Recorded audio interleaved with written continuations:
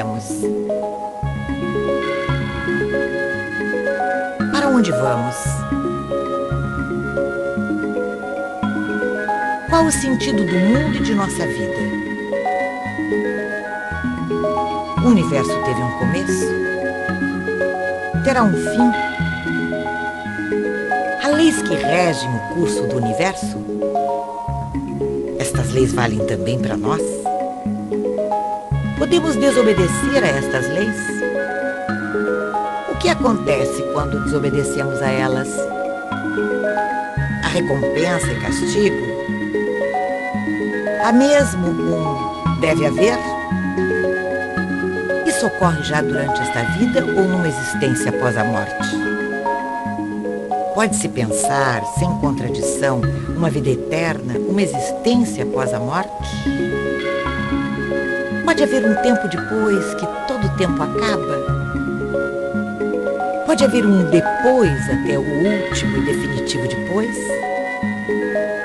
Afinal, o que somos?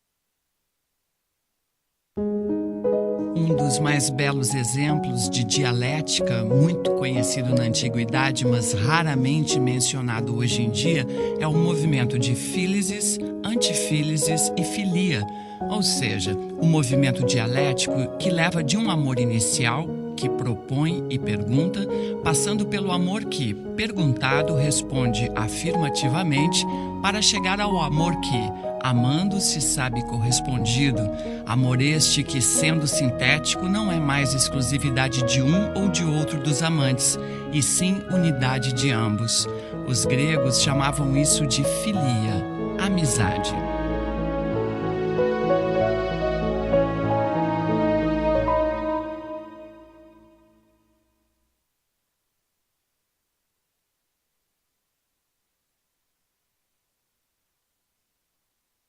O amor tem começo. Alguém tem que começar. O começo é um ato estritamente unilateral e sempre arriscado. Não se sabe de antemão como o outro ou a outra vai reagir e o que vai responder. Este ato unilateral e arriscado é chamado em grego de phílesis.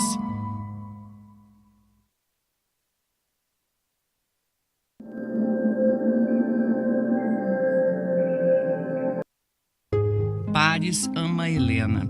Paris ama e sabe que ama. Helena percebe o convite feito, mas ainda não se decide. O outro ou a outra pode responder que sim, como pode também responder que não. Isso de início está em aberto e é contingente. Se o outro, a outra, porém, responder que sim, então temos uma antifílisis, que também é um ato unilateral, mas não é mais um ato arriscado, pois não é mais só uma pergunta e só um convite, e sim uma resposta e a aceitação de um convite já feito. Helena decide-se a aceitar o amor de Paris e o ama de volta. Este amor de volta é a antifílisis.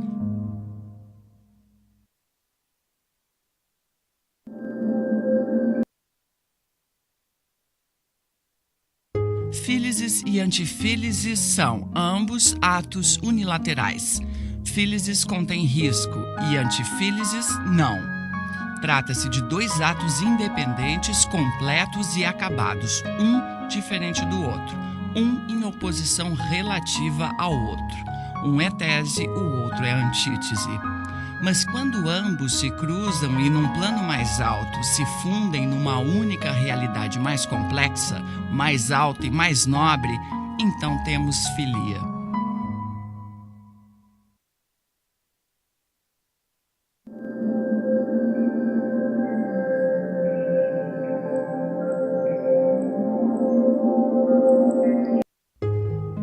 Na filia, os dois polos inicialmente diferentes e opostos, um que pergunta e outro que responde, se fundem, formando uma amálgama, algo de novo. Na filia, ambos os amores individuais deixam de ser atos unilaterais e transformam-se num único ato, que é bilateral, no qual não importa mais quem pergunta e quem responde, pois ambos os amores iniciais perderam o seu caráter individual, o eu e o tu, para se unificar como algo de novo, o nós. Paris e Helena, ao se amarem, primeiro se perdem, pois o sentido de toda a existência passa a residir no outro. É o outro que realiza o sentido da vida. É o outro, a pessoa amada, que é o centro do universo. Paris ama perdidamente Helena. Paris primeiro se perde. Quem ama vive se perdendo. Mas como Helena ama Paris de volta, o sentido do universo perfaz um círculo completo e retorna a Paris, que agora, profundamente enriquecido, se sabe novamente cheio de sentido e de vida. Só que esta nova vida e este novo sentido do universo não são um ato unilateral só dele, e sim um ato conjunto, um ato bilateral, um ato em que o eu foi mediado através do tu para constituir um nós. É por isso que o amor de amizade e filia é tão forte e tão precioso.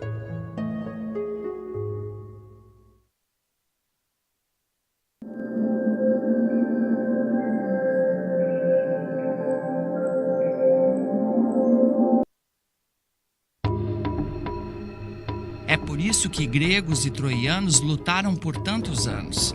É por isso, somente por amor de amizade, que Aquiles, Ulisses e Agamenon, os pastores de povos, conduzem os gregos com suas naves curvas para a interminável guerra. É só por isso que os troianos, chefiados por Heitor, lutam até morrer. Tudo só por causa de uma mulher, diz Homero na Ilíada. Tudo só por causa da filia, que transcende os indivíduos e se constitui em síntese mais alta e mais forte. Amor aí vira história, a história de gregos e troianos, a Ilíada e a Odisseia, os começos de nossa civilização.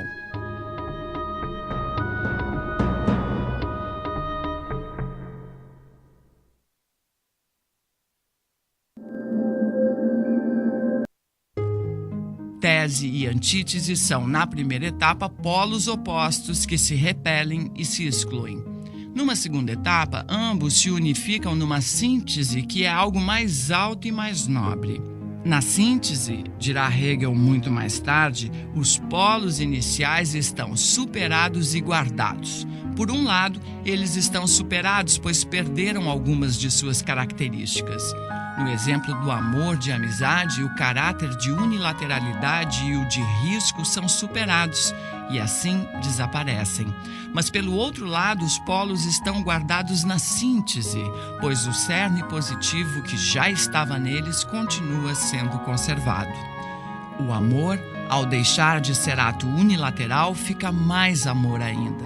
Fica um amor mais alto e mais nobre. Tese, antítese e síntese constituem aquilo que os filósofos gregos chamam de jogo dos opostos. Eis o começo e a raiz da dialética.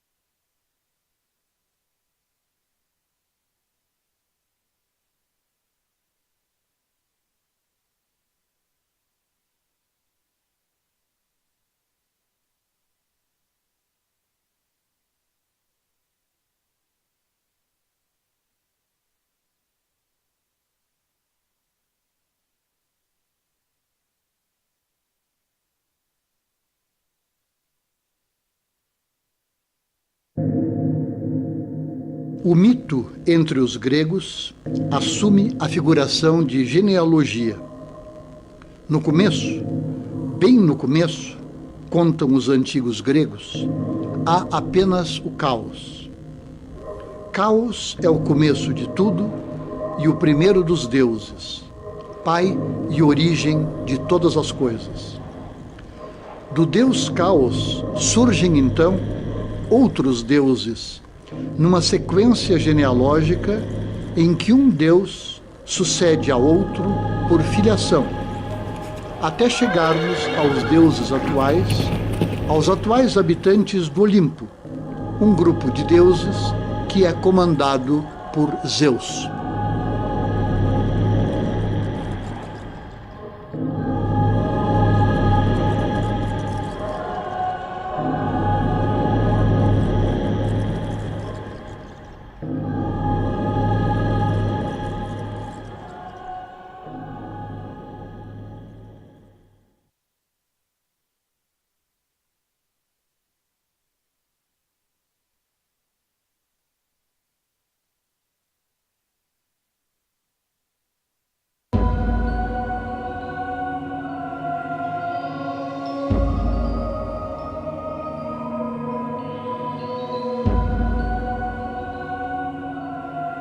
No começo, diz a Bíblia dos judeus e dos cristãos, havia somente Deus. Deus, antes de criar as coisas, era só Ele mesmo, estava sozinho. Então, no primeiro dia, Deus, o Pai de todas as coisas, cria a luz, chamando a luz de dia e as trevas de noite. No segundo dia, Deus faz o firmamento e separa as águas. Havendo então águas abaixo do firmamento, os mares e os rios, e águas acima do firmamento, que depois caem como chuva. No terceiro dia, Deus separa a terra e o mar, fazendo assim aparecer o solo, a terra verde, as plantas e as árvores frutíferas. No quarto dia, Deus, o Pai, cria as luzes no firmamento do céu. Uma maior, o sol, e outra menor, a lua, dividindo assim o dia da noite. Ele cria também as pequenas luzes do firmamento, que são as estrelas. No quinto dia, Deus, o Criador, engendra os animais que vivem nas águas, os peixes, bem como os que vivem em terra, as bestas, e também os que voam, as aves, cada qual segundo sua espécie. Deus então os abençoa e manda que se multipliquem. No sexto dia, Deus faz o homem à sua imagem e semelhança, para que ele presida aos peixes do mar, às aves do céu, às bestas e a todos os répteis, e domine assim sobre a terra. Deus então olha para as coisas que criou e vê que todas elas são boas. E no sétimo dia, diz o mito bíblico, Deus descansou. A partir deste primeiro começo, toda a Bíblia é uma história genealógica, é uma história dos patriarcas e de seus povos, com ênfase específica no povo dos judeus.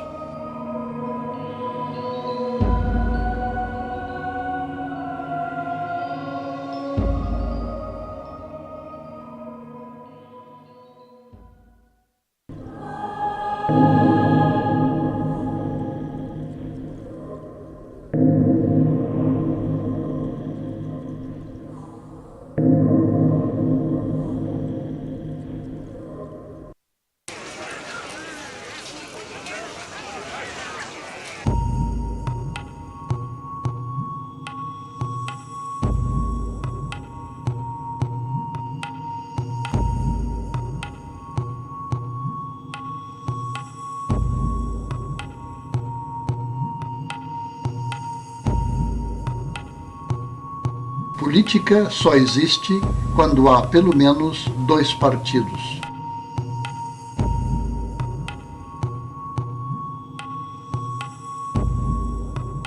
O jogo dos opostos é transportado para a trama das relações sociais, para o direito.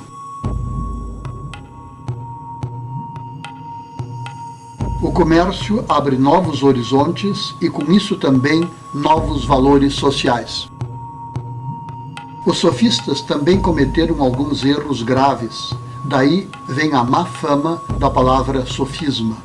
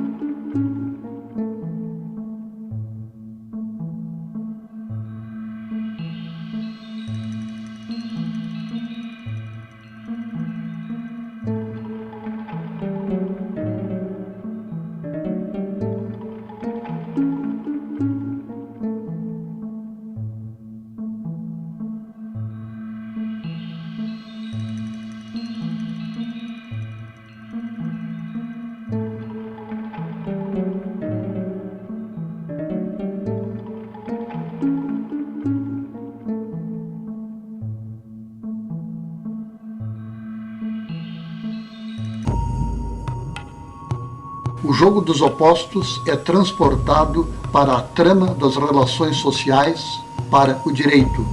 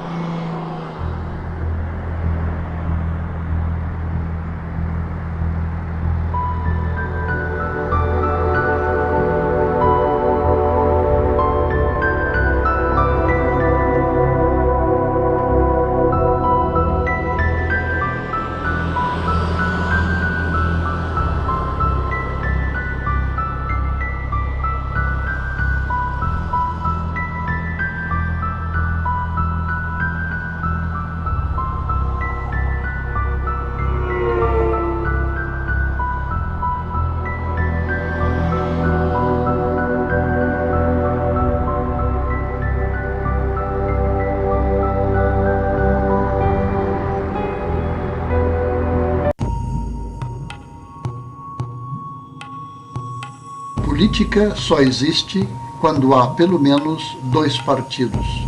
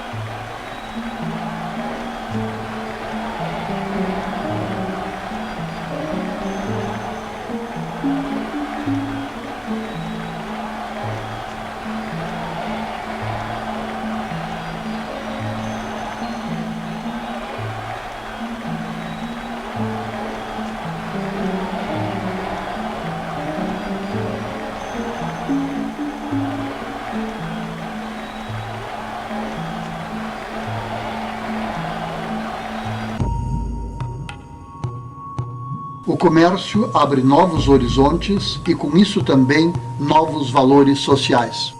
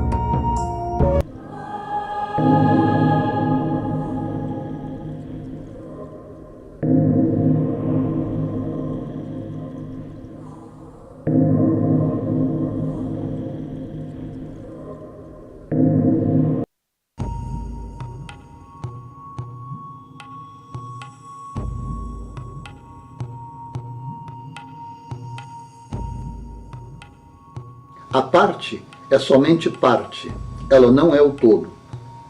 Ou seja, é preciso argumentar primeiro mostrando a falsidade, isto é, a parcialidade da tese. Depois, mostrando a falsidade da antítese, que também é parcial, para que então possa surgir, na conciliação de ambas, a verdade do todo maior e mais alto.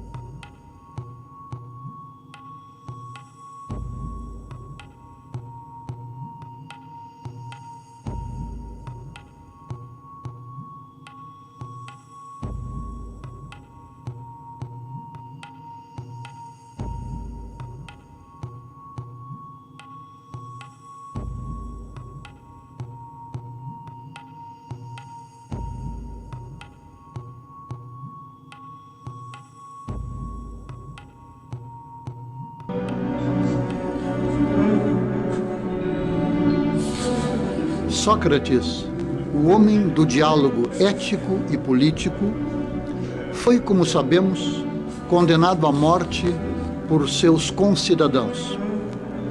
Ele teria, com seus diálogos, cometido grave crime contra os deuses da cidade de Atenas e atentado contra os bons costumes, pervertendo a juventude. O grande pensador do sei que não sei nada, o grande mestre do diálogo na ética e na política, morre dialogando. O diálogo A Apologia de Sócrates, em que Platão relata os acontecimentos e as ideias que cercam a condenação e a morte de Sócrates, constitui-se numa das obras-primas de nossa civilização.